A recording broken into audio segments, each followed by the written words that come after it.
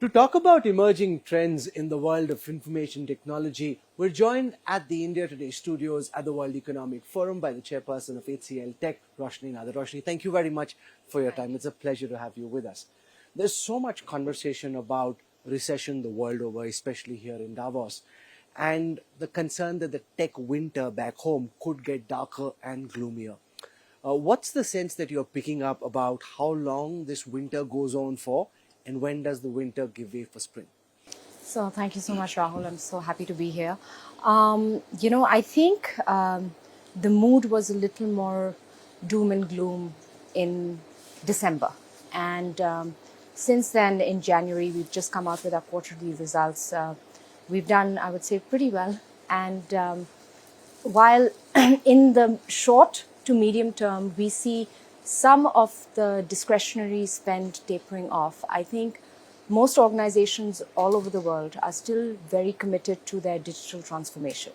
So from that perspective, I don't think that spend is going to necessarily come down. I think a lot of them are committed to their cloud migration. So that's another area where we're seeing momentum not slowing down. So I think it's much more sectoral. And I don't know, I think the sense that I'm getting is the the fear of recession is perhaps a lot more than how big the recession is going to be. Because just a short while before now, Satya Nadella put out a post saying that they're sacking 10,000 people.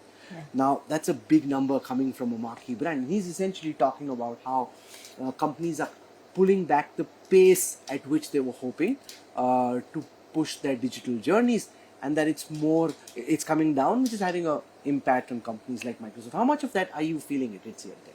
Well, I think what happened during the 2.5 years of pandemic was that all industries, including ours, really aggressively hired. Mm-hmm. And the rush to digital transformation was immense.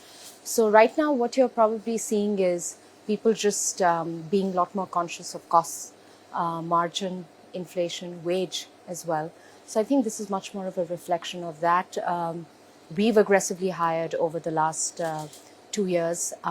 We're still on our path to get more freshers, but we've also leveled out a little bit. But the good news is that from the levels of attrition that we had, which were around 32%, now we're at least down to the early 20s, which is good. Good news from your perspective, but techies, though, not so happy with the fact that offers are fewer, I mean, still many, but fewer than the past. Do you think some sense of sanity is coming back to just how those salary needles were moving and people were jumping multiple offers in pockets? I think maybe generally average wage has gone up. But, I think that some of the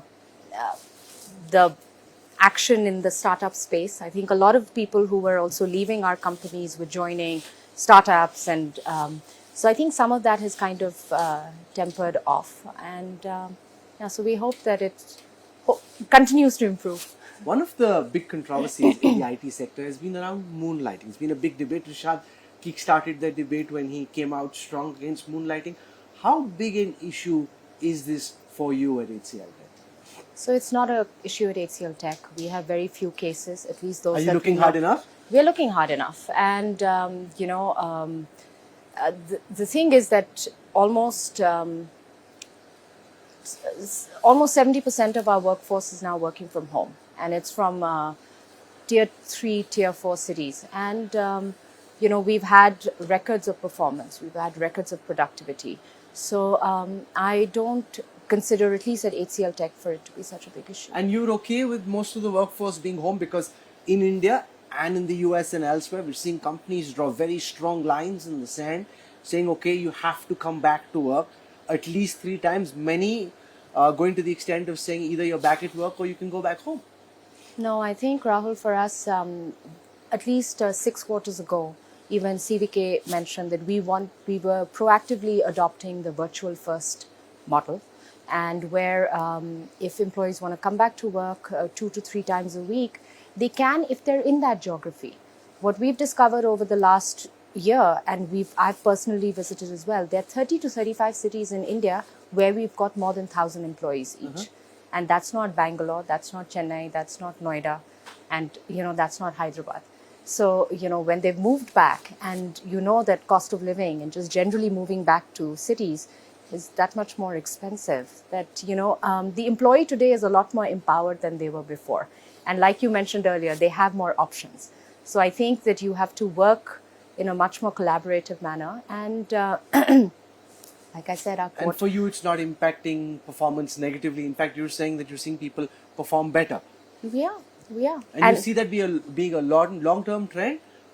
I think it's the way people work has changed quite a bit. Uh-huh.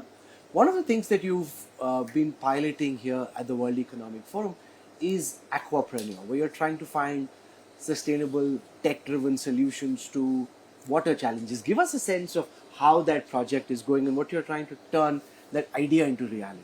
So HCL has partnered with Uplink at WEF, which is their open innovation platform, to source technology innovations as well as solutions from all over the world on freshwater restoration, data, water resilience, and a lot of the solutions that exist. So HCL committed 15 million over 5 years.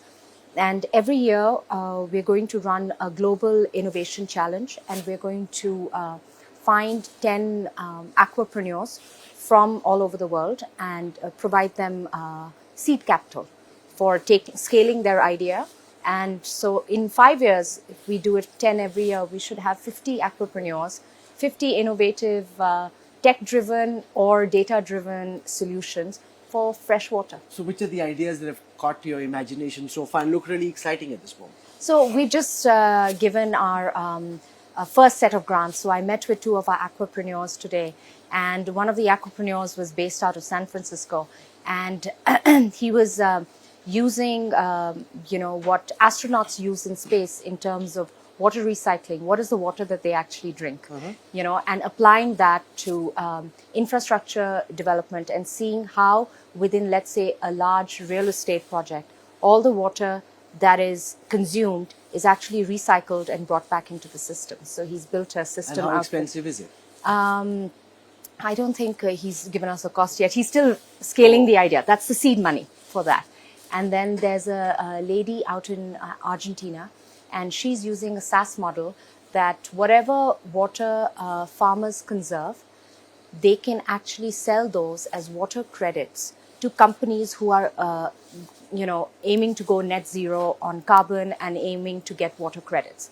So it's a model for them, and it's a SaaS platform on which they sign up, and then they've got companies signing up. So it's a monetary. It's for them to have additional income, but also help companies get to net zero. And you hope to bring some of this back to India? Yes. So I think for me, at least, one of the reasons for doing this is figuring out all the innovation in the world.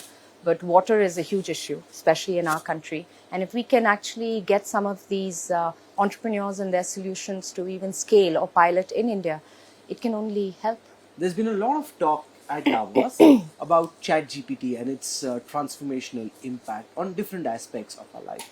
As a young mother, how concerned are you about the impact ChatGPT could have on education?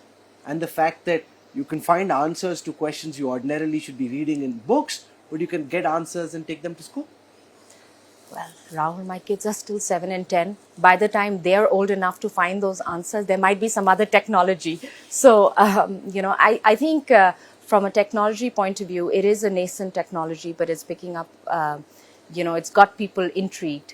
There are many use case and applications around it. And you're working on some of those as well? Take us through that. Not yet, but there could be opportunities in the future.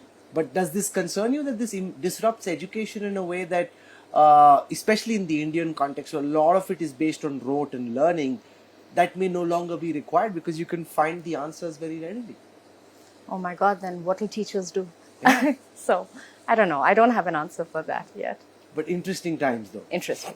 Okay, thank you very much, Roshni, for joining us. It's been a pleasure having you with us, and this whole idea of Aquapreneur sounds very fascinating, and I think it could be in some part of the world where some interesting solutions are found, which you can then hopefully bring back to India as well. Looking forward. Thank you so much. Thank you. All Thank the best. you. Thank you.